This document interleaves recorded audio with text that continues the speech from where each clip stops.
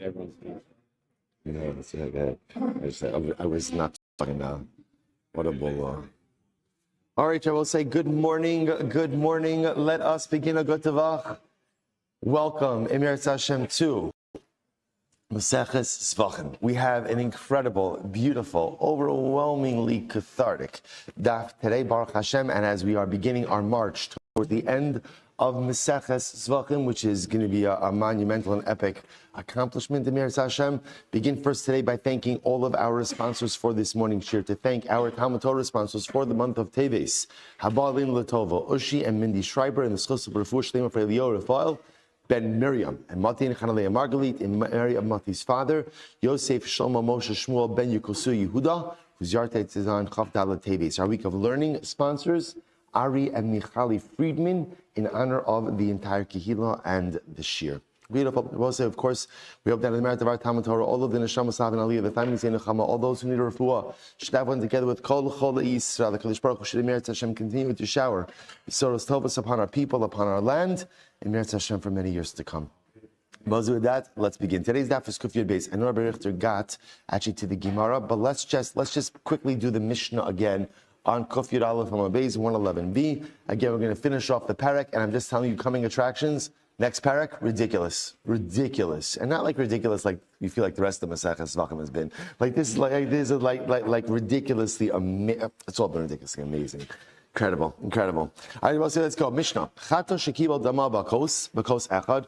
So we'll say. So again, we're still.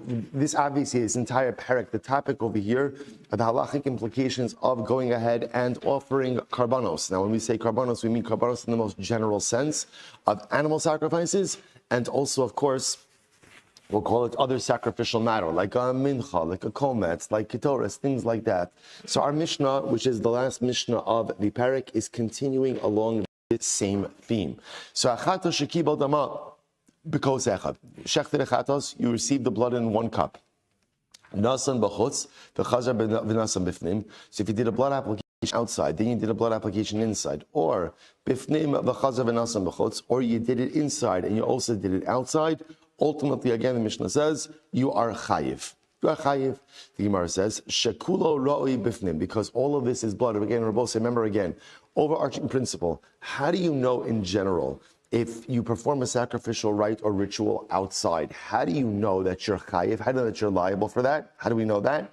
If the same exact parallel act would have been effective inside of the Beis HaMikdash, then there's liability for doing it outside. If what you did outside would not have been valid had you done it inside, then there's no liability for having done it outside. So in this case over here, you're doing a blood application of a chatos because the parallel act would have been permitted or would have been effective inside. Therefore, there's liability for doing it outside. Good. Next, kibel dam b'shnei kosos. If you went ahead and you received the blood in two cups, nasan shnehem bifnim pater. If you did again, if you took the blood of both cups and you applied it inside, ultimately you're pater. Now, obviously, that statement is an unnecessary statement, right? Because remember, that's talking about if you receive the blood of the chatos in two cups and you did the blood application inside, okay, as they say, in amal daber, there's nothing to talk about. That's obvious that there's not going to be an issue because that's just blood application indoors. Next, shnehem b'chutz chayiv. If you went ahead and you did both outside, you'd be chayiv. Echa b'fnim ve'echa b'chutz pater. If you went and you did one on the inside, one on the outside, ultimately again you'll be pater. Echa b'chutz ve'echa b'fnim. If you did one outside, one inside, chayiv alachitza v'apnim mechaper. You would be liable ultimately for the blood application done outside of the Beis HaMikdash. But interestingly enough, the one done inside would actually be effective. Incredible. Lamad daradoma. To what can this be compared? So the Gemara says, Lamafresh chataso. This is like someone who went ahead and designated an animal as a carbon chatos. Va'avda, then the animal was lost. V'hifresh acheres tachtel. So we'll say this takes us back like literally to the beginning of our Zevachim days. So what happened? I had a chatos, I separated chatos, then I lost the chatos. So what do you do when you lose your chatos? We'll say, what do you do when you lose your chatos? Again, what do you do? What do you do? This is very important. If you notice, by the way, what is it when you move your v'hifresh acheres tachtel? So if you notice, there's a very interesting piece that's missing from this, right? I lost my chatas. What does the Mishnah say? Replace it. What's missing? Complaining, krechzing, whining, I can't believe I lost my chatas, this wasn't supposed to happen, right? Because it's a tremendous Musar Haskell. When something goes wrong in life, don't spend your energy and time complaining about it, but rather, again, pull yourself together and figure out a course going forward. It's incredible. It's incredible. So therefore, you lose your chatas, you lost your chatas, figure out how to rectify the situation. In this case, go ahead and bring a second chatas. Okay, now what happened? Then you find the first one. So what's the halacha? Now I have two chatas. I have two chatas offerings. So what do I do? Shachat shtein mifnim pater. So if I shechted both of them inside, ultimately again I'm pater, which of course makes sense. Shtein bachutz chayiv. If I go ahead and slaughter both of them outside, I'm chayiv. Achas mifnim va'achas bachutz. If I did one on the inside, one on the outside, pater. Ultimately again, I'm going to be pater. Now, interestingly enough, the halacha is, remember, once you've done one on the inside, then you've satisfied your chatas obligation. Once you satisfy your chatas obligation, the one actually done outside is, I don't want to say meaningless, but it's not sacrificially relevant. But if you did first one outside, then one inside, chayiv. There would be liability for the chatas offered on the outside, but yet, interestingly enough, the one offered inside would, in fact, affect atonement. Incredible. In the same way that the blood application, when it says literally exempts the meat, when poter means once there's blood application, the meat is no longer subject to me'ilah. So ultimately, again, whatever the blood does for its own meat, it also does for the other sister carbon. Okay, like I said, I know you did this yesterday, so just a quick review of that Mishnah. Says the Gemara, here we go.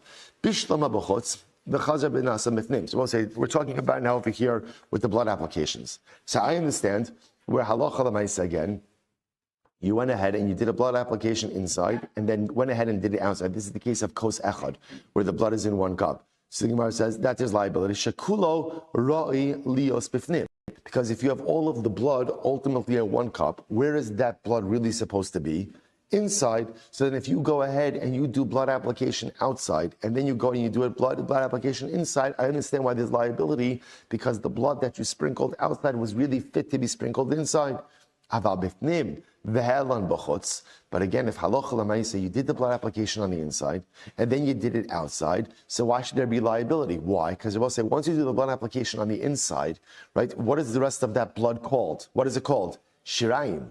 And again, I will say, in general, shirayim is not ma'akev. Leftover blood is not halachically, I don't want to call it not halachically relevant, because remember, you're still supposed to pour out the shirayim, right, by the yisod, by the base of the mizbeach, but at the end of the day, it's not as sacrificially relevant. So we'll say, see here this, if you have one cup of chatas blood, you do a blood application inside, then you go outside and do a blood application, and the Mishnah said you're chayiv. The Gemara says, why should you be chayiv? Once you do the blood application on the inside, the rest of the blood is shirayim. Remember again, this is our overarching principle. When is there liability for doing something bachutz? When the parallel act would have been effective inside of the Beis HaMikdash. So again, over here, what am I sprinkling outside? Shirayim blood. What would shirayim blood accomplish inside of the Beis HaMikdash? Nothing. So why should I be liable? Oh, here Shabbos say this keeps on surfacing, this keeps on coming up over and over again. Hamani, Rabbi Nechemiah. Whose opinion does this reflect? Rabbi Nechemiah. The Amar, Shiyare Hadam Shekrivan Bachutz Chayiv. Shabbos say ultimately again, whose opinion is this? This is Rabbi Nechemiah. Because Rabbi Nechemiah Shabbos is the opinion who holds that halacha l'maisa, who holds that shirayim blood is still considered to be sacrificially relevant blood. If you take a look at Rashi for just a moment, Rabbi Nechemiah, Rashi says, it's in the second short line of Rashi. Rabbi Nechemiah, the palig alei the amar hacha kibel dama b'kos echad, nasa mifnim b'chazar v'nasa b'chutz chayiv, the shirayim ninu, v'shiyare hadam shekrivu b'chutz chayiv.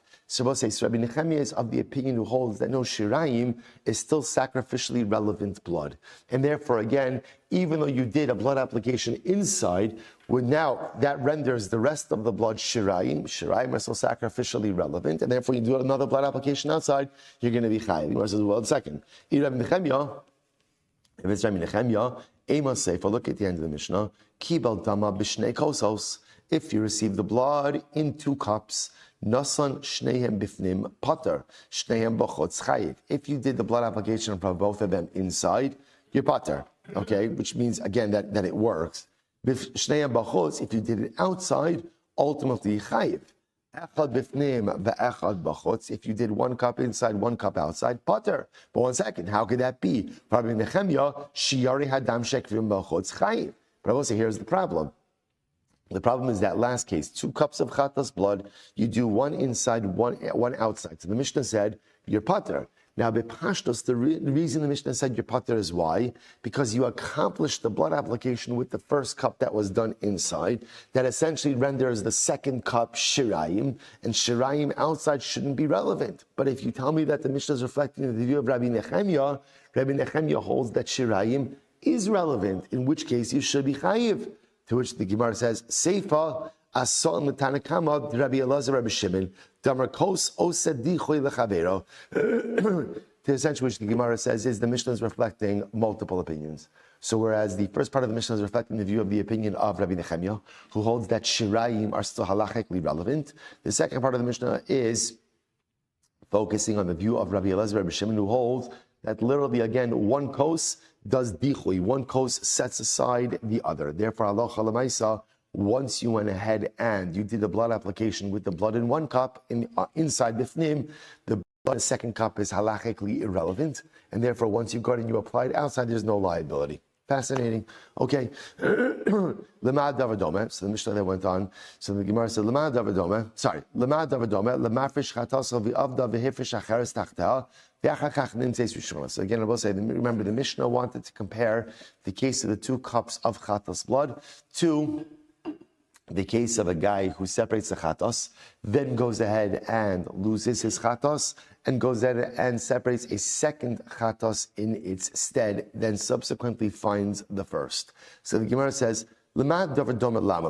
I don't understand why. We'll say it's not exactly like this example clarified things for us. Oh, thank you for that example. Now the whole thing makes sense, right? In fact, it's like, come on, like I don't need another case to complicate things more. So the Gemara is asking actually that question. The Gemara says, Lemad davar doma lamali. Why? What exactly does this mashal do for me? So the Gemara says, Hamani, Rabbi Hida Amar, Avuda b'shas hafrasha mesa. This reflects the view of Rabbi. Rabbi holds that halacha l'maisa, an animal, a chatos, that was lost at the time that the second chatos was set aside. If that first chatos ultimately again is found, it is left to die. It's mesa. So the Gemara says, so what's the case? Vachi kamar, here's the way we set it up. Taima da'avda. The reason ultimately again that the chatos case works in the Mishnah is because the original one was lost. Ha-hifrish shtei chatos la'achrayas. But I will say, but what happens if it's not a case where the chatos was lost? Instead, it's a case where a person, I proactively separated out 2 chatos offerings. Why would I do that? I'm a planner, right? So because I'm a planner, I like to have a backup. I always like to have a plan B. So therefore, again, proactively, I set aside 2 chatos offerings. One is going to be my chatos, and one is my insurance. So the Gemara says, so here's what's interesting. When you go ahead and you proactively, and again, apparently this was done, a person was separated out of chatas, but he wanted to have a backup animal just in case. When you do that, because it's clear that only one of these animals is going to be used as a chatas, the other one from the beginning is mitrila, is from the beginning set aside as an ola. Because again, I don't need 2 chatas offerings. One of them is going to be used, one of them is not going to be used. So the one that's not going to be used is from the beginning designated as an ola. So fascinating. The Gemara says, Asham shenitak l'raya, v'shachto stam kasher la'ola. So if you have an asham that ultimately again was put out to pasture because it's no longer needed, Rashi says over here, Kegon timuras asham va'ashu shemesu bailov. Now, when would you ever have an asham that was put out to pasture? When either it was a tamura, it was an exchange, or exchange for another animal, or the owners died, therefore you can't offer up a posthumous asham, or the owners went ahead and achieved atonement with another animal. In all of these cases, if you went ahead and you shechted its stam it works as an ola. To which the Gemara says that's still not a good comparison. Midami, the reason that works is as follows: Hasam, Asham Zachar, Va'ola Zachar. That works because halacha l'maisa, both an Asham and an Ola, same gender, both male animals. Aval chatas, we'll say, but a stam chatas, remember again, is nekeva, is female. So how can you say that a chatas is going to be used as an Ola? We're talking about over here the chatas of the nasi sins, which ultimately again was brought from a nekeva. I'm sorry, which was brought from a zachar. Sorry about that. Brought from a zachar. Therefore, I'm going to both say that's the type of animal where if you ended up designating two from the beginning, one of those animals, which retroactively becomes clarified as the one that was not used, can be used as an ola. Incredible. I will say hadron aloch hashochet v'amayla. Incredible. What a way to start the week. Start the week finishing a new parak. It's going to be a good week. Incredible. I'll say now, get ready for this Mishnah. First of all, this Mishnah is the rest of our morning this morning. This is one long Mishnah. Right? This Mishnah is going to go from the bottom of Kuf Yud Beis Amud Aleph to the top of Kuf Yud Gimel Amud Aleph. I don't know if this is the longest Mishnah, but it certainly feels like the longest Mishnah. And I will say, get ready for it because it's going to be ridiculously amazing. Right? Probably one of the best Mishnahs you've ever learned in your entire life. Get ready for this. Really, I'm not kidding. This is serious. Says the Mishnah, get ready for this. A lot of incredible historical information, a lot of good hashkafic information, a lot of good halacha. Here we go. Paras chatos shesarfa chutz migita. Okay, so we'll say, so to a certain degree, we are still continuing a little bit along the concept of doing things outside of their normally prescribed areas. Okay, so now why paras chatos? So now paraduma. Again, we'll say, remember again, paraduma is unique because paraduma is offered where? Harazesim. Right? Remember again, paraduma is not offered up in the Beis Hamikdash. It is offered up in Harazesim, which is why, by the way, is paraduma a karban? No, what is it?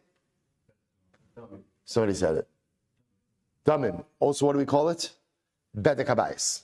Right? Bedek habayis. Right? So again, paraduma, interestingly enough, it's not Kadshe Kadoshim, it's not Kadshim Kalim, it's Bedek habayis, it's Kedushas Damim, it's monetary sanctity, which sounds strange, but again, just let's go with it for now. Right? Paras Chatos, Shesarfa Chutz Migita. Now, both interestingly enough, the Lashon of Gat, Gita, so Rashi points out over here is Gita, Lashon Gat, Klomar, Makom Amok. Now, interestingly enough, Gat, normally is what? A wine press, right? Or a wine vat. That's really how it's being used over here. So we're going to see that the paraduma was burnt in a depression in the ground. Again, we'll discuss where exactly this was, how this was done. So essentially the Mishnah is saying is like this. If you burn the paraduma in the wrong place, you burn it outside of its gat. V'chein, sira mishtaleach, shekriv bachotz, or say sir mishtaleach. What's sir mishtaleach? Sir mishtaleach ultimately again is Yom Kippur. Again, remember, what do you do with the sir mishtaleach? What do you do with it? You push it over the cliff. In this case, what did you do? You went ahead and you shechted it somewhere. Now, remember, wherever you shecht, the sir mishtaleach, one thing is clear, which is it's chutz, right? It's chutz. Remember, what does the halachic term chutz mean? Chutz means you're doing the service somewhere where it's not supposed to be done. So the sir mishtaleach is supposed to get pushed off a cliff. If you shech somewhere, that is being done outside of its permitted area. So we'll say, what's the halacha? In both of these cases, pater. Fascinating. So if you go ahead and you burn the paraduma outside of its defined area, or you end up shechting the sira mishtaleach instead of pushing it over the cliff, you're chayiv. You're pater. I will say, now why are you pater? Listen to this. Shneimar, the Pesach oel moed lo heviu. Because we'll say, remember again, this goes back to our overarching principle. When are you chayiv for doing something bachutz? When? If the parallel act would have been effective had you done it inside. And therefore, again, the pasuk says, you did not bring it to the entrance of the Ol Moed. What do we learn from here? Kol she'en ra'i lavo lePesach Ol Moed ein chayav alav. So anything that is not normally brought into the Ol Moed there's no liability for doing it in the wrong way outside. So remember again, paraduma is never brought inside of the Beis HaMikdash. Sira mishtaleach is never brought inside of the Beis HaMikdash. Therefore, if you mess up or you do the service differently outside of the Beis HaMikdash, there's no liability. And I will say, when we say there's no liability, it also might mean like you messed up the service in its entirety. Like for example, if you go ahead and you shecht the sir mishtaleach, while it's true that you're not chayav for shchut echot, but you've also done an act of shechita on Yom Kippur, right? An unwarranted act of shechita on Yom Kippur, which comes with its own liability. But again, we're not talking about secondary liability as well. We're just talking about chutz. So we'll say, so here it is. So you go ahead and you burn the paradum in the wrong place. You shecht the sir mishtaleach, even though you're supposed to throw it off a cliff. Again, obviously not good, but there's not liability for chutz. Why not? The only time you're chayiv for doing something b'chutz is when there was an obligation to bring the carbon to the Beis HaMikdash, and you do it in a parallel way that had you done it in the Beis HaMikdash would have been effective. Incredible. Next. That's category one. Good. Exciting, right? I told you. Listen to this. Harova v'hanirva. So you're about to say this is an animal that sodomized or was violated, violated a person or was violated, or hamukta, set aside for avodah zarah, ne'avad, used for avodah zarah, michir, sold for a dog, esnan, ultimately again given to a harlot for payment for her services, kilaim was a result of crossbreeding, shreifa, again shreifa has some type of internal injury that would cause it to die imminently, yotzei dofen. Yotzei dofen is an animal that was not born naturally, but an animal born through C-section. We'll say now, what's the common denominator amongst all of these animals? Common denominator, none of them are fit to be offered as a carbon. That's the common denominator amongst all these items. Therefore, but let's say what did I do? Shekrivan b'chutz. I offered it up outside of the Beis HaMikdash as a carbon. I did it. I used the animal as a carbon. What's the Pater. See, I will say, but it makes perfect sense, right? Why? Again, before we go, why am I Pater? Because remember again, the parallel act, had it been done inside, would not be an effective carbon. So therefore, again, because remember, you're only chayiv for shchutei chutz if the parallel act done inside would have been effective. So since all of these animals are not fit for sacrificial use, therefore, if I do it outside, I'm Pater. Shneimar lifnei Mishkan Hashem. The pasuk says before Mishkan Hashem, Kol she'ein roi lavo lifnei Mishkan Hashem, ein chayav and alav. Anything that is not fit to be brought as a proper carbon, ultimately, again, there's not liability for shchutei chutz. Now, the obvious kasha that the Gemara is going to ask is, why are you quoting a different pasuk? Right? Why don't you just write, again, same thing, Val Pesach or Moy Lo Aviu. That's the same pasuk we've been talking about the whole time. So why the Mishnah feels the need to introduce a new pasuk? Okay, coming attraction. Next. Bali Mumin. Right? So let's say you have a blemished animal. Now, remember, in the world of Mumin, there are two different types of Mumin, right? What are the different types? Bein Bali Mumin Kvuin. I will say something called a Mum Kavua. What's a Mum Kavua? Mum Kavua means a blemish that is not going to heal. The animal has a hole in its heart, right? Or some other, well, that you can't see. But some other type of mum. Animal's missing a leg. Right? So that is a Mum Kavua. So that's a Mum Kavua. The Gemara says, Bein Amud Beis. Oh, it's a Mishnah. Bein Bali Mumin Ovrin. Or we'll say, or it's a passing mum. What's an example of a passing mum? A broken leg. Right? So again, a missing leg, that's a Mum Kavua. A broken leg is a mum over. So the Gemara says, I just want to point out, herein lies the great distinction between animals and people. An animal could have a mum kavua, right? An animal could have a blemish that will never heal. A person cannot. A person has the ability to change. A person has the ability to heal themselves. A person has the ability to go ahead and rectify whatever is broken within me. And therefore, no matter how terrible the spiritual mum may be, there's always the ability somehow to address it, to heal it, and to bring myself to once again a sense of whole-kite. Whole-kite is a word, right? A sense of, isn't that incredible, right? So an animal could have, right, a mum kavua. A person, that give us the power of tshuva, the power of change, no matter how severe the personalistic mum may be. I could rectify it. But again, back to animals. So animals, whether it's a mum kavua or a mum over, shekriva machutz, and you offered up this animal, you took this animal that had a mum, and you offered it up outside. What's the halacha?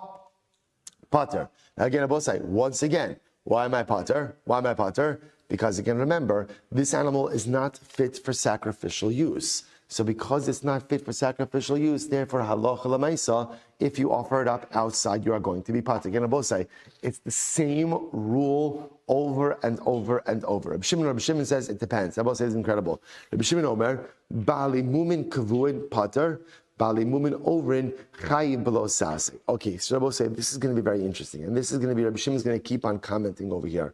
Rabbi Shimon says like this, not true. It depends on the type of mum. If it's a mum kavua means that it's a mum that's not going to heal. Animal's missing a leg.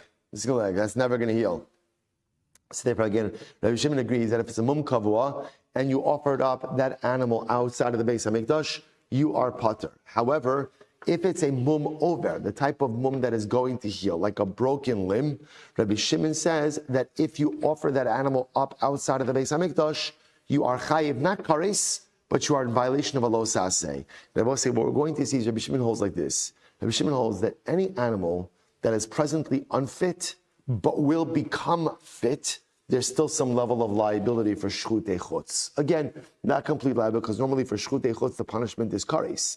So you're not going to get kares, but ultimately again you will be violation of a lo saseh, of a prohibition. So just keep this machlokes in mind. Next, Torim. Shalohi Giazmanon. So we'll say Torim are turtle doves, right? So Torim, if you have turtle doves that are not yet old enough to be offered up, Ubnei Yona Sha'avruzmanon, or for that matter, again, pigeons that have aged out, right? So you have birds that are either too young or too old, Shekriv Machutz, and then you offer them up as bird offerings outside of the Beis HaMikdash. What's that? Pater. Once again, why you pater? Why you pater? Because these birds are not fit for use inside the Beis HaMikdash. If you're not sacrificially fit for interior use, there is no liability for exterior use. Rabbi Shimon says, no. B'nei Yonah she'avras manon pater. I agree with you. In the case, ultimately, again, of pigeons that have aged out, then you're pater if you offer it up outside. Why Rabbi say, what is that similar to? That's similar to a mum kavua. Right, that's similar to a blemish that's not going to heal, because once you've aged out, that's it. There's no going back, right? Once you've aged out, there's no going back. However, again, I will say, Torim shulagiyas manabalo sase. But if you used turtle doves, right? If you use turtle doves, ultimately, again, right?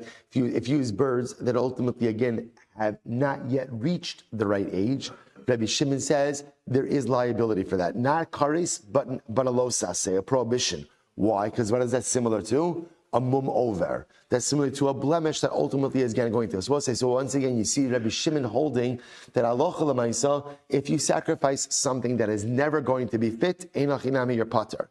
If you're sacrificing something that is not yet fit, but will become fit, there is at least lav prohibition associated with that. Incredible. Next. Also, v'espino u'mechusr zman. Rabbi says some really interesting cases over here. So it says like this. Also, v'espino means like this. There is a biblical prohibition that says that halacha l'maisa, you are not allowed to shecht a mother and its child on the same day. That's halacha. Now, by the way, that's not just for sacrificial purposes. That's just in general, right? You can't shecht a mother and child. So now we'll say, watch the following case. Let's say halacha l'maisa.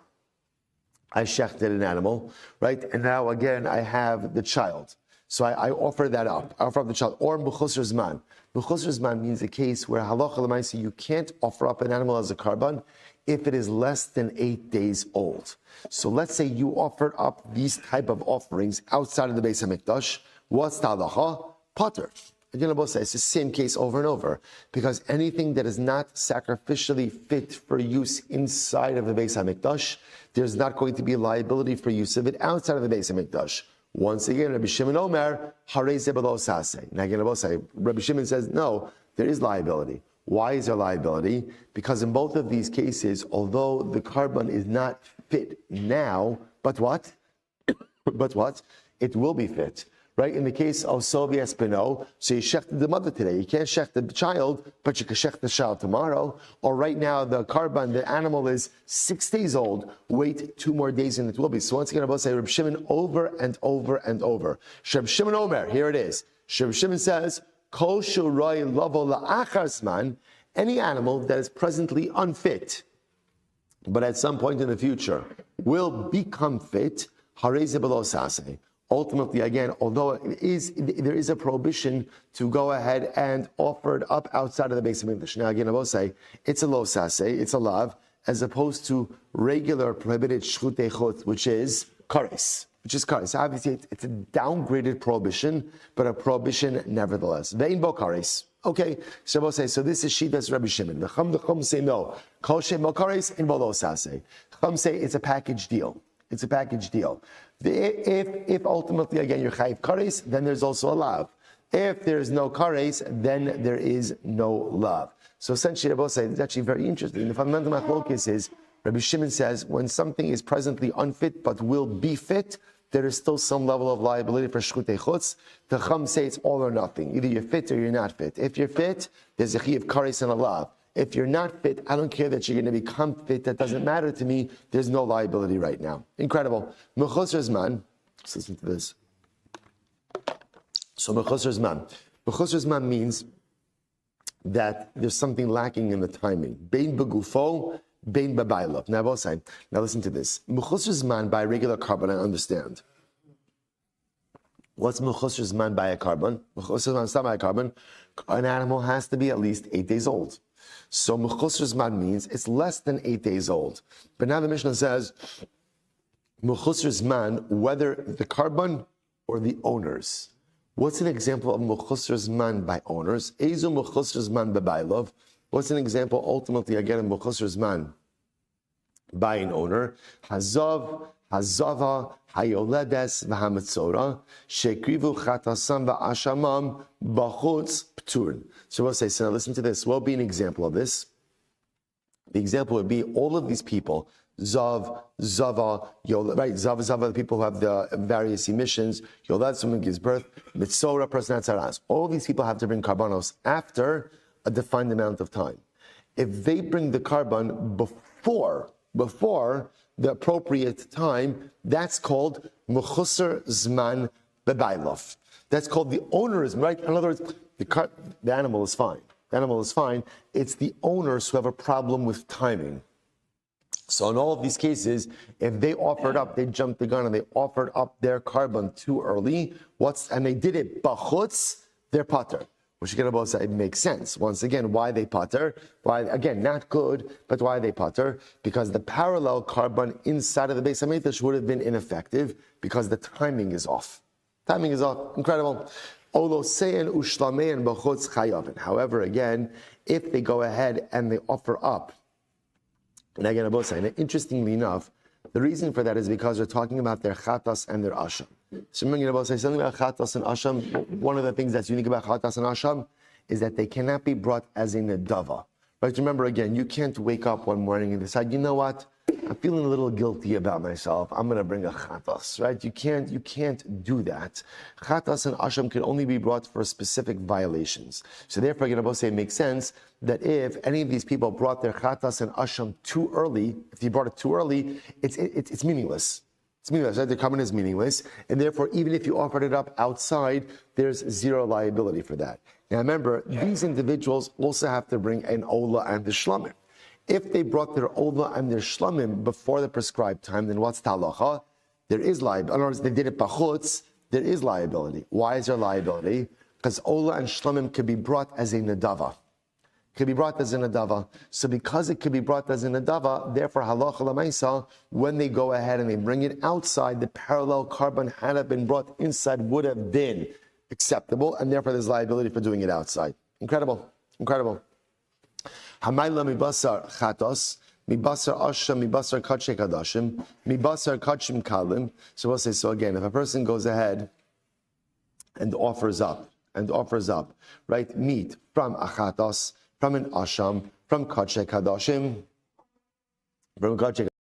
from Kachim Kalim, Moser HaOmer, right, the leftover, the carbon Omer, Shtei HaLechem, which are the 2 loaves offered on Shavuos, Lechem Apanim, which is Lechem Apanim, Shiarei Minachos, leftover Minchas, Yotzeik, right, or one who goes ahead and pours the oil of a Mincha, Poches, one who goes, or Poses, excuse me. So we'll say again, we'll see exactly what these processes are. Rashi says this ultimately again is from also part of the process of mincha. Rashi's posei says minchas mafe. This is a process for a particular type of mincha. Bolel. So again, we'll see what all of these terms mean in the Mishnah, in the Gemara. Moleach means salt the carbon. Menif, wave it. Magish, which means bringing the carbon to the southwest corner. Mincha. Mesader es hashulchan. You go ahead and you organize the lechem apanim on the table. Meitiv es haneros, you arrange the candles or the wicks in the menorah. Komets, or you take the komets of the mincha. Mekabel damim, or you do kabbalah. See the blood in a kli.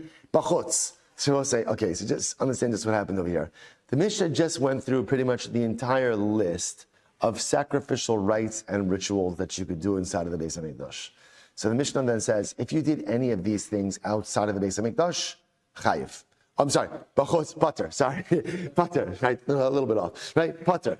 If you did any of these things outside of the Beis HaMikdash, you are pater. Now again, I will say, we'll discuss exactly why that is, but you did any of these things outside, ultimately again, you're pater. Rashi says over here, pater, we'll see why. Now, obviously, what's interesting about some of the things mentioned over here is just talking about like arranging the lechem on the shulchan, which presupposes that what's outside? The shulchan. Or spoke about again arranging the wicks in the menorah, which presupposes that what's outside? The menorah. Again, so we'll discuss exactly the case. But again, the Mishnah just went through this entire laundry list of items where if you do it outside your pater, why? Coming attractions. Okay, so we'll say, furthermore, interestingly enough, the ein chayavin alav lo mishum zaras. Furthermore, again, I will say in all of these items, in all of these things, if a non-Kohen did it, there's not liability. Zaras means the prohibition of a non-Kohen to do something. But lo mishum tuma, there's no issue of tuma with these things. But lo mishum b'chusar begadim, or if you did it without wearing the requisite Kohanic clothing, not a problem as well. But lo mishum richotz yadayim v'raglayim. Furthermore, if halacha l'maisa, you went ahead and a Kohen did any of these things without washing his hands and feet, also not a problem. So we'll say, so this entire list of avodos, if a Kohen did so in a state of tumah, or he did so without wearing the requisite clothing, or he did so without washing his hands and feet, there is no liability. Again, why, what, where, how? Emiras Hashem Gimar. But you could tell that's going to be an exciting sugya. Okay, I will say, now get ready. Okay? Everyone's back. Okay, I was making sure you're back for this. Okay, right? So I'll say, so now get ready for this because this good. You got a refill? Good. So now I'll say, now watch this. The next part of this Mishnah is going to be what we've been waiting for our entire lives, which is a lot of times, right? There's a big gap in our Judaic knowledge, in general, between the Mishkan that was built in the desert. Because we know that's right, because that's in the Chumash, and then the Beis HaMikdash that was built by Shlomo, right? But remember again, Mishkan existed in different ways throughout all of those years.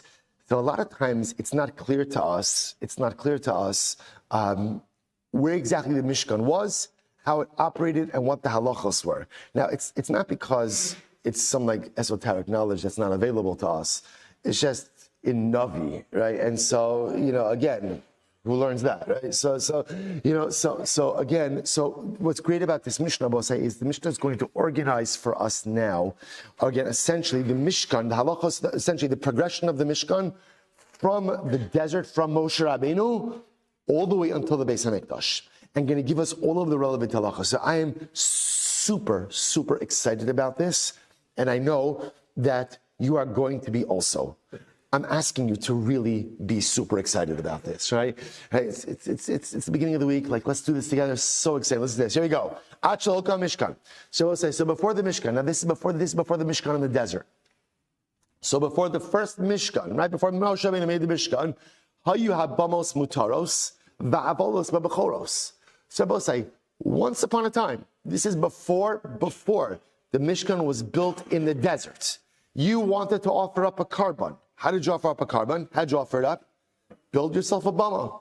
Build a bama. What's a bama? A personal altar, right? Build a bama. And I'm about to say, who is the avoda done by? Bechoros. Now, this is very important. Before the sin of the golden calf, the way it was supposed to work is that avoda later on in the Mishkan, Beis HaMikdash, would be done by the firstborns, right? Those are the ones. After the sin of the golden calf, and everyone sinned except for Shevet Levi, avoda was given over to Shevet Levi, and it was removed from the Bechorim. We'll say so. This is actually very important because the halacha is. Today, when Kohanim, when we duchen, so what's that? Kohanim go ahead and have to wash their hands, but they don't wash their own hands. Who washes their hands? The Leviim. What happens if there are no Leviim? Let's say you have no Leviim in the shul. So the halacha is Bechorim. You find firstborns, and firstborns, interestingly enough, go ahead and do the washing instead. Fascinating. So again, the Gemara says, so Mishkan. So again, if the Mishkan was not, before the Mishkan was established, you could offer up karbanos on bamas, va'avoda bebechoros, and the avoda was done through the firstborns. Okay, so we'll say, so that's the first stage. Mishkan, then the Mishkan was erected. Ne'esra bamas. So what's very important? Moshe Rabbeinu builds the Mishkan. The moment he builds the Mishkan, you can't use a bama anymore. That's it. Bamos are aser, va'avoda bekohanim. So two things happen with the creation of the Mishkan. Number one, you can't use personal bamos. Number two, avoda transitions over to the kohanim.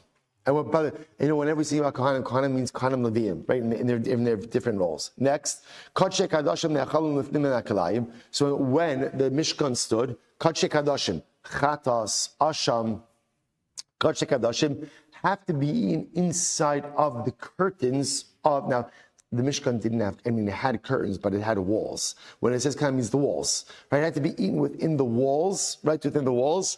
The kachim kalim b'chol machane Yisrael. But kachim kalim, Abba saying, kachim kalim, ultimately again, within the entire camp, right? Ola, shlamim, karm pesach, right? So again, that means literally, now it's easier to visualize this with the Mishkan in the desert. Why? Because remember, how did we camp? We camped around the Mishkan. Remember, again, it was a big rectangle. We all the shvatim, all the tribes were situated around. So Machane Yisrael quite literally means the camp of the Jewish people. So Kodshe Kadoshim have to be eaten within the precincts of the Mishkan, Kodshim Kalim anywhere. Okay, in Kinnah say, right? Fantastic. Next, that lasted for how long? 40 years. 40 years. We come into Eretz Canaan. Bo'u leGilgal. We come to Gilgal. Not Shiloh yet. Shiloh's later on, right? Shiloh's later on. First step in Eretz Yisrael, Gilgal. Rashi says, Gilgal, Kishavras Hayardain, Vukvu Oamoid, Sham Sheva Shanim Shekivshu, V'Sheva Shechilku. First stop, we come into Eretz Canaan, right? Come into Eretz Canaan. Again, Abba say, remember, they crossed the Yarden. First stop after Yarden, or first war, Yericho. Right after Yericho, they were 14 years. 14 years. 7 years of conquering the land, 7 years of dividing up the land amongst the Shvatim. During those 14 years, the Mishkan was situated in a place called Gilgal. That's where it was. Gilgal, Hutra Bamas. I will say, so again, interestingly enough, when the Mishkan was in Gilgal, Bamos were permitted. Now again, I will say, it makes a lot of sense. Why were Bamos permitted? Essentially, because Klal, we're going to see, Bamos were permitted any time that the people were decentralized. You see, in the desert, we were centralized. So because that, there was one place of worship, no Bamos in the Mishkan. We come to Gilgal, there's 14 years of war and then division of land. The people are dispersed. Because they're dispersed, because they're scattered, Bamos once again become permitted. So for 14 years in Gilgal, Bamos are permitted. However, Kodshe Kadoshim, Ne'achalun Lifnim Elakalayim, still, Kodshe Kadoshim, you could only offer up in Gilgal. You could only offer up in the Mishkan, and you have to eat it inside of the curtains. The Kodshe Kalim B'chol Makom. But Kodshe Kalim, right? Your Ola, your Shlamim, your Toda, things like that, you could offer up anywhere, like on your own personal bama. So I will say with that, just so you understand what that would mean, is like, let's say Pesach, when you offer, where would you offer up Pesach? In your backyard, on your bama. on your bama, that would be fine, right? But ultimately, in your chatas and your asham, you'd have to come to Gilgal. Incredible. And I will say, so that's 14 years, right? So 40 years in the desert. Again, just to review, 40 years in the desert, Kodshe Kadoshim have to be in right, 40 years in the desert, no bamas, Kodshe Kadoshim inside of the curtains, Kodshim Kalim Machane Yisrael. We come to Eretz Yisrael, 14 years the Mishkan is in Gilgal, bamos are permitted, Kodshe Kadoshim still by Gilgal, Kodshim Kalim whenever you want. Now, obviously also the change that occurred by the Mishkan in the desert about Avodah switching over to Kohanim, that obviously is an irreversible change that remains. Next, here it is, Bo Shiloh. Ooh. Now we come to Shiloh. So remember again, now what happens? Now Shiloh is very important. The Mishkan was in Shiloh for 369 years. So that is a long time. 369 in Shiloh. So Bo'el Shiloh, Nesra Bamas. So again, Shiloh, now remember, this is also how the history is more, because Shiloh now, when they come to Shiloh, Am Yisrael is a bit more, we'll call it stable and situated. Because remember again, we've already had the 7 years of war, the 7 years of division. Everyone has their tribal territory, their tribal property. So now the Mishkan is going to sit in Shiloh once again. There's a feeling of like centralized service. Therefore, Nasru HaBamas. So again, now, Bamas become Aser. Right? If you want to offer up a carbon, you have to come to Shiloh. Now, just interestingly enough, the Mishnah says, there was no roof on the Mishkan in Shiloh. Now, when it says there was no roof, Rashi points out over here that halacha l'maisa, there was no we'll call it like fixed roof. Rashi says in the Sarim, there were no boards, right? But ultimately, again, Ella, what we'll see is there was like cloth, there was like fabric. That's the right word. I guess called curtains, like a curtain roof over the top of it. So v'lo hayasham tikra ela base avonim bilvad milamatan. Rather, again, you had a stone structure.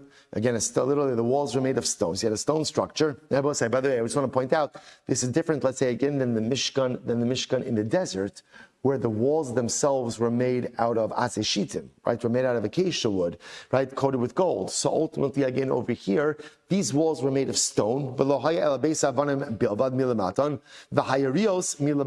then there were curtains. That was the roof, right? The roof was curtains on top. Vehi haisa menucha. And Abba said, this is what the pasuk referred to ultimately again as Menucha. Now we're going to see what that means. The Gemara talks about the pasuk kilo basam ad ata el hamenucha the el hanachala. The Beis Hamikdash, the Mishkan, is referred to in two different places as Menucha, place of rest, and Nachala, an inheritance. We're going to see that Menucha refers to Shiloh, because again we were in Shiloh for 369 years, and Nachala really refers to the Beis Hamikdash, which we'll discuss. So we'll say what happened in Shiloh. So once again, Kodshe Kadoshim had to be consumed inside of the curtains, right? Inside of the formal Mishkan precincts. And Kodshim Kalim Umayser Sheni B'chol HaRoah. Now we'll say this is very unique. Right? And Kodshim Kalim, I remember again, up until this point in time, remember again, the last time we had Kodshim Kalim being consumed right within the precincts was by the Mishkan in the desert. And there, where did you eat it? Where could you eat Kodshim Kalim? Machane Yisrael. Here by Shiloh, you can't say Machane Yisrael. Where's Machane Yisrael? Machane Yisrael is all of Eretz Yisrael. So in Shiloh, where did you eat Kodshim Kalim? Anywhere where you could see the Mishkan. As long as you could see the Mishkan, you could go ahead and eat Kodshim Kalim. Also remember again. So if you remember again from the Chevra, we're in Shiloh. Anytime you've ever been to Shiloh, you could see exactly what this means, because Shiloh, remember again, the Mishkan is situated a little bit. On one hand, it's on an elevation, but it's surrounded by mountains. Which means you could envision, by the way, that's what it means. You could eat right? So you offer up your carbon in the Mishkan, and then what do? You go ahead and you park yourself, right? You picnic on one of the surrounding mountains, which is why, I mentioned many times, still today you go to the hills of Shiloh, and what can you find? Pottery shards. Pottery shards in the times of the Mishkan. Why? Because people would come, they'd offer up their karbanos. Now again, Abose, remember again, what do you do with a klicher, so the pottery shard that has carbonic absorptions? What do you do with it? you break it, you can't kasher it. So to this very day, right? Literally, again, the pottery shards are in the hills of Shiloh, mamish, again, from the times of the Mishkan. Absolutely incredible. Absolutely incredible. All right, good. Good. So we'll say that's Shiloh, 369 years. Next, Bo'u Lenov v'Givon. The Rabbi say they came to Nov and Givon. Now, again, the point over here is no. It says Nov and Givon like it's one place. It's two places. Look at Rashi for just a moment. We'll say Rashi on the staff is on both sides. So I'm now on the left-hand side of Rashi, about halfway down. Bo'u Lenov v'Givon. So this is very important. Kishachar v'Shiloh. Now again, I will say this is fascinating. Shiloh was destroyed. Now I will say if you're looking for this story in Navi, you're not going to find it. It's fascinating. The story of the destruction of Shiloh is not explicitly mentioned. When was Shiloh destroyed? Look at Rashi. Keshachar Shiloh, the Nilka ha'aron bimei Eli ba'u lenov. So we'll say again in the famous war, right? Again, where Eli's sons were killed, the Aron was taken captive. This is when Eli's sons, Chafni and Pinchas, who the Navi told us, unfortunately abused their position of power. They made a tremendous mistake. They went out to war against the Plishtim, and they took the Aron with them, which they weren't supposed to do. So they were killed. That's when Eli hears the news. He falls back. He falls backwards. He breaks his neck, and he dies as well. The Aron is taken captive. So the Gemara says over here, that's when Shiloh was destroyed. Now the Navi does not mention explicitly. He says, "Bo'u lenov v'givon kimo shenemar ein lahem chol ki ein lechem kodesh lefnei Hashem almo shulchan u'mizbeach hasam hava chor v'no b'mei shol." Good. So again, I will say. So again, the story. This is incredible. Just the story of the destruction of Shiloh is not mentioned explicitly.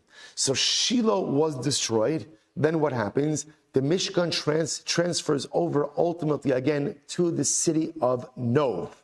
And again, I will say, Nov was also destroyed. Who destroyed Nov? Shaul.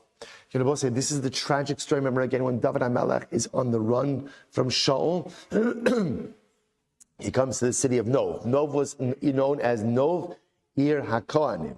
Now again, I both say, remember again, the godless of David HaMelech is he would not fight his father-in-law. He would not fight Shaul, even though Shaul was trying to kill him. And even though David was the anointed king, he would not fight against his father-in-law. Instead, he chose to flee. He goes to the city of Nov. Now, he tells Nov, he lies to Nov. He says, I'm on a secret mission from the king. I need weapons and I need food. They give him food. They said, we have no weapons. Rabbi said the only weapons they had in Nov is incredible. The only weapons they had in Nov were the sword and shield of Goliath, that David himself had slaughtered years earlier. They kept the sword and shield of Goliath like as a testament to the victory of HaKadosh Baruch Hu, of David HaMelech. So David takes the sword and shield. What happens? Again, it's a very exciting story. Shaul has an advisor by the name of Doeg HaEdomi. Doeg was not a good guy. He told Shaul that the city of Nov has turned against you. Vaharaya, what's the proof? They're aiding and abetting fugitive David. They're aiding and abetting fugitive David. Shaul was so poisoned against his son-in-law that he went ahead, he believed it, and he goes in and he slaughters Nov Ir HaKohanim. That's when Nov was destroyed. After Nov was destroyed, ultimately again, the Mishkan was moved to a city called Givon. Right? So again, you've got Shiloh 369 years. After Shiloh is destroyed in the battle of the Plishtim, it then goes to Nov. Shaul destroys Nov. It then goes to Givon. So let's go back there. Oh, the Nov and Givon. So we'll say when the Mishkan is in Nov and Givon, Hutra Bamas. So we'll say you see something very interesting. Right? Any time that the Mishkan is not really like embedded and settled, ultimately bamos are permitted, right? So if you notice this, right? In Gilgal, where there's like so much going on, right? There, again, there's war, there's division of the land. So again, bamos are permitted. They come to Shiloh, Mishkan is fixed, 369 years, bamos are prohibited. Nov and Givon, not as settled, bamos are permitted. When bamos are permitted,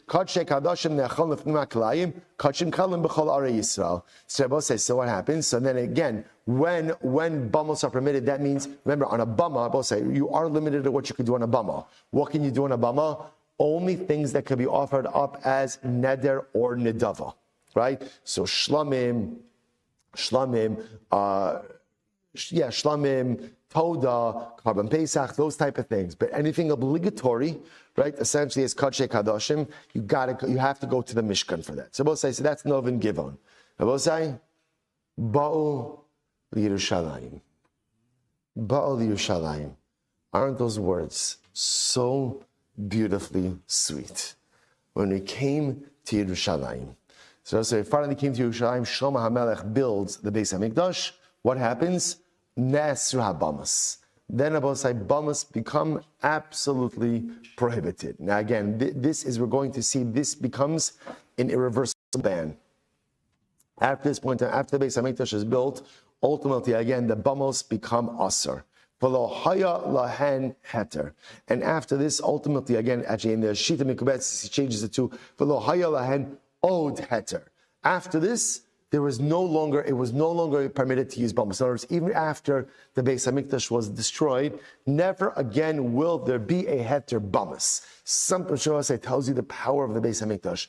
The Beis HaMikdash fundamentally and profoundly and irreversibly changed us. After, and it also tells you, by the way, because if you think about it, right, a bama is very personal. Once the Beis HaMikdash came on the scene, it almost concretized a certain collective identity that is irreversible. To the point that there's a Beis HaMikdash, there's no longer heter bamas. Even the Beis HaMikdash is destroyed, there's a certain irreversible, concretized collective identity that the Beis HaMikdash created for us. It's incredible. V'hi haisa nachala. And this is what the pasuk calls nachala. Again, Rabbi say, we'll see, the Gemara is going to explain exactly what that means. That's the pasuk. So whereas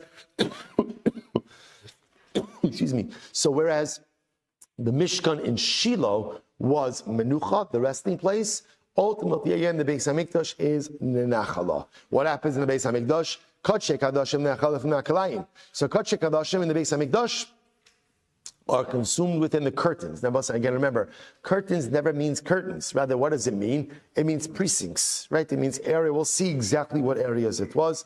But again, Kodesh Kadoshim can only be within the Beis HaMikdash compound itself. Kachim Kalim u'Meiser Sheni lifnim minak choma. But ultimately, again, Kachim Kalim and Meiser Sheni, they can be consumed anywhere within the walls of Yerushalayim.